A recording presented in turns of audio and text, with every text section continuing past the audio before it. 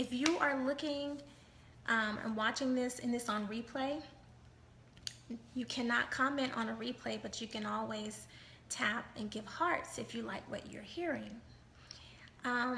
So let me welcome everyone. I'm Shanika McClarty, licensed therapist, known as Therapy Girl.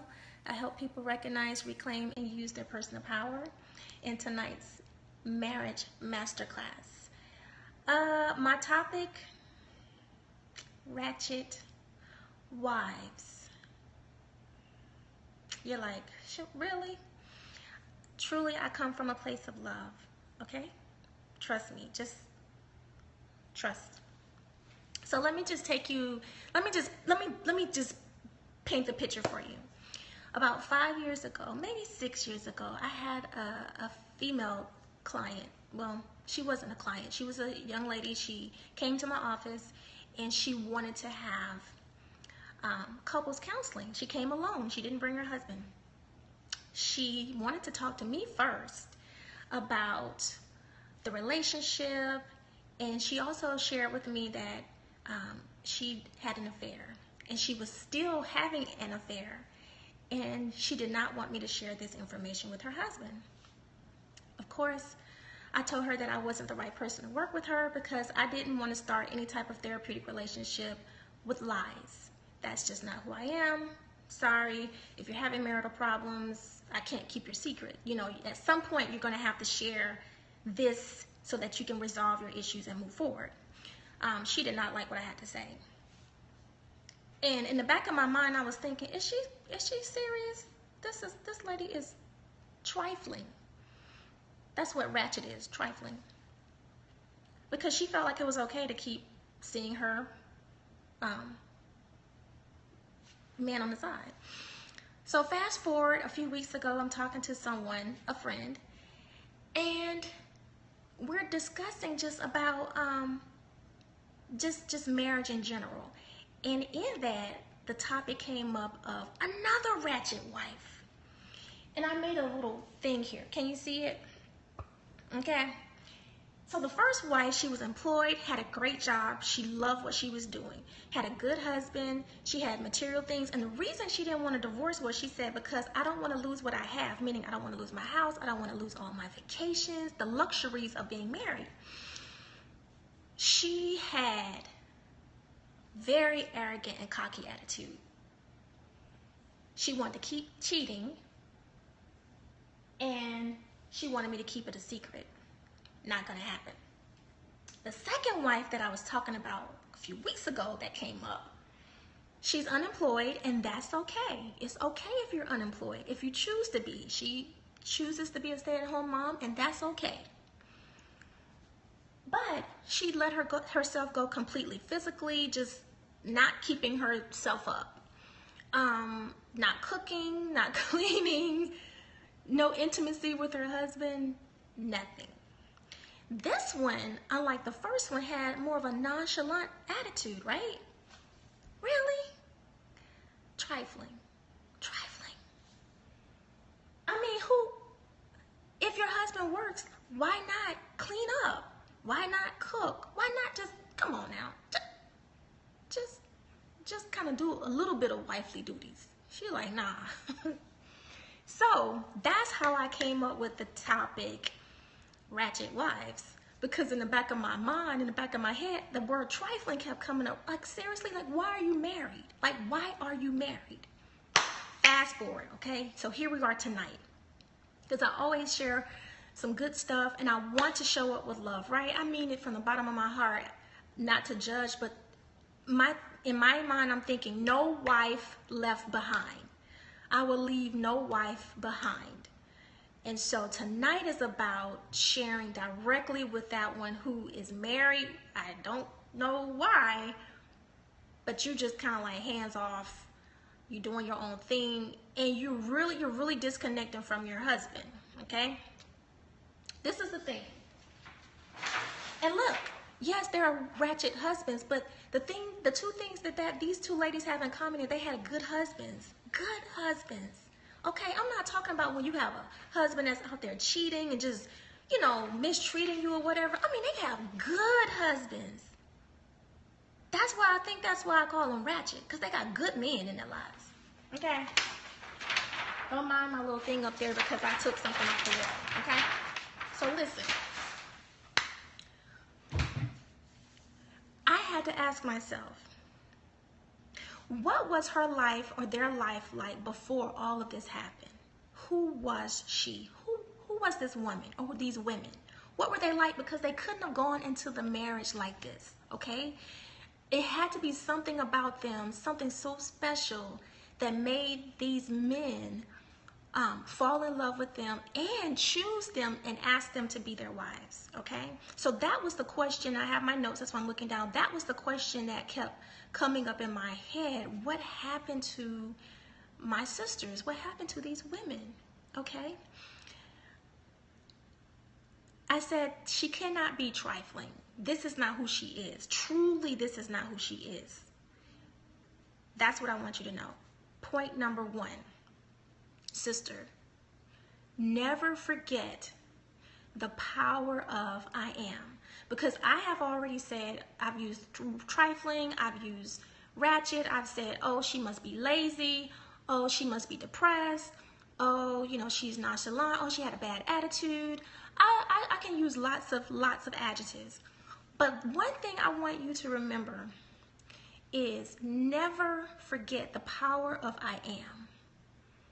I am beautiful. I am strong. I am intelligent, because I know that you're not all those things that I've said, or even the things that your in-laws have said, or your husband's friends have said, or even maybe family members or the other people around have said. You're not those things. Just remember the power of I am, but you get to determine what that I am is. You got to complete that. So if you are like laying around and you're lazy, I am lazy. You can change that. If you are not intimate or affectionate with your husband, you know, if you're just kind of like nonchalant, standoffish, and very cold, you can change that for I am cold and I am, you know, angry to I am, you know, affectionate, to I am nurturing. You get to determine your I am statement. So my first point is never forget the power of I am. My second one is never forget or underestimate the power of your position. You wear the title, you wear the crown as wife. But most importantly, I want you to remember Proverbs 31, verses 10 through 31. Never forget or underestimate the power of your position. Proverbs 31, the virtuous woman. Just read it. I'm not even going to go through it with you. You have to go read it. Proverbs 31. Your position is so important. You determine the tone and the temperament of your home. If you're angry, if you're frustrated, irritated, overwhelmed, anxiety, and nervous, anxiety, whatever the feelings that you have, you set the tone for your home, the temperament, how you wake up, and how you, in your position, and how you commission and just go into your home and wake up your family, how you wake up your kids, how you wake up your husband, how you send them out, because you set the tone for the rest of the day.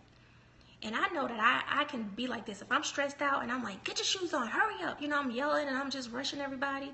My kids are like, ooh, they get in the car and they're like, everybody's like having a bad morning. But the thing is, your position is so important.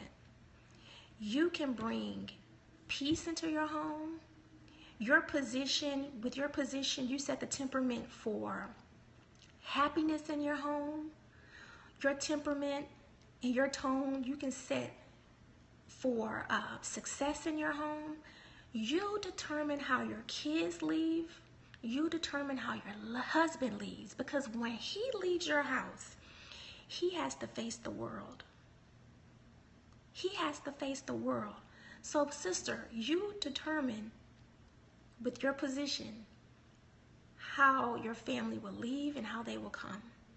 So when they come back in the home, you determine what that temperament or the tone of that home will be like. You do that. So never forget or underestimate the power of your position. And so another thing is, you can create beauty in your home, even just through the things that you say, the things that you do. My third point, I'm always quick on these scopes. Never forget or suppress the power of love. That's number 3. Never forget or suppress the power of love. Now, I never saw that first lady that came to me. Once I said no, like, no, I'm not down for doing this.